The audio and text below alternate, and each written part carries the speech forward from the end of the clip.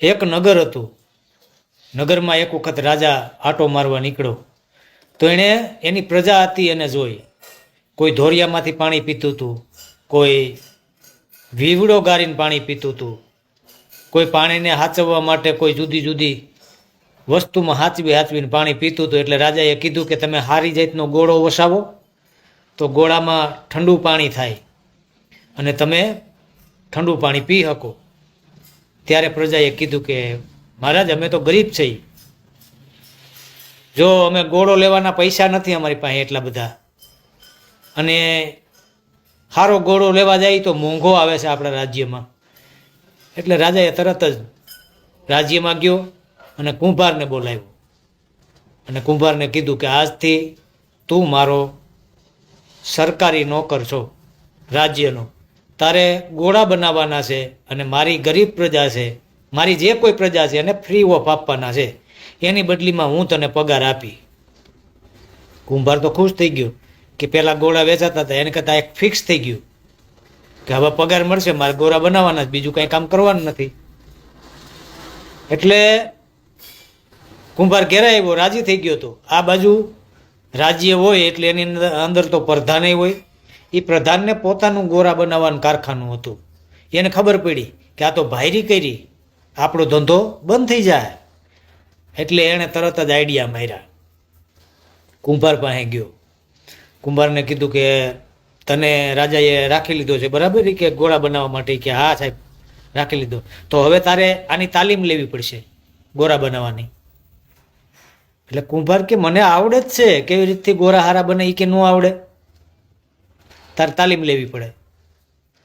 સાહેબ એ કુંભારને તાલીમ આપી એણે કે માટીને બહુ ગૂંદવાની નહીં, ચાકડાને બહુ ફેરવવાનું નહીં, માટીને બહુ ફેરવવાની નહીં, હળવે હાથે ગોળો બનાવવાનો, પછી ગોળાને બહુ શેકવાનું નહીં, એનાથી માટીને તકલીફ પડે.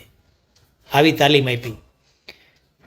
એટલે કુંભાર અને પાછો ટાર્ગેટ આપ્યો તારે 1000 ગોળા તો બનાવી જ નાખવાના છે મહિનામાં.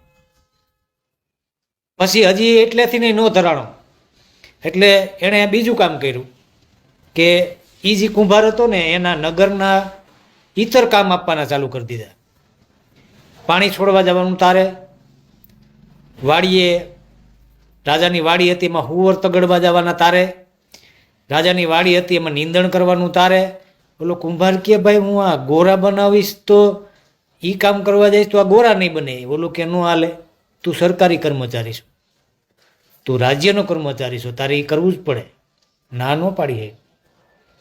પછી પાછો એ પ્રધાન હતો એણે પ્રજાની સામે એ કુંભારને ખરાબ ચિતરવાનો ચાલુ કરી દીધો કે સરકારી પગાર ખાય છે, કામ હરખું કરતો નથી.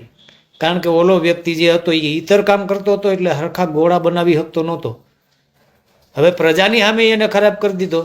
એટલે આ કોક દી બિચારો કંટાળી જાય તો એકાદો વિડીયો મૂકે કે ભાઈ મને બીજું કામ કરાવે છે, તો નીચે બીજા કોમેન્ટ કરે કે મફતનો પગાર ખાવોસ, કામ તો કરવું જ પડે ને, પગાર લેસ. ઓલો બિચારો કે મારું કામ આ નથી, મારે ગોળા બનાવવાનું છે. પણ કોઈ સાંભળે નહીં. પછી પાછો પ્રધાન છે ને અધૂરામાં પૂરું એ કુંભારની તપાસ કરવાય મોકલે, કેમ હરખા ગોળા બનતા નથી.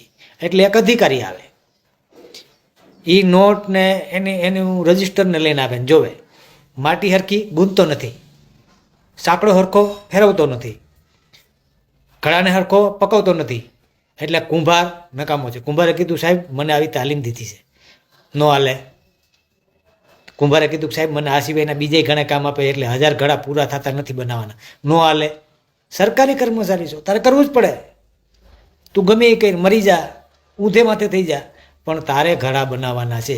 આજ સુધી કુંભાર નથી પ્રધાનને સમજાવી શક્યો, નથી અધિકારીને સમજાવી શક્યો, નથી પ્રજાને સમજાવી શક્યો. એ ભાઈ હાલો, પ્રધાનના છોકરાએ સડી બગાડી છે, સાફ કરવાની છે. 1 મિનિટ સાહેબ આવ્યો.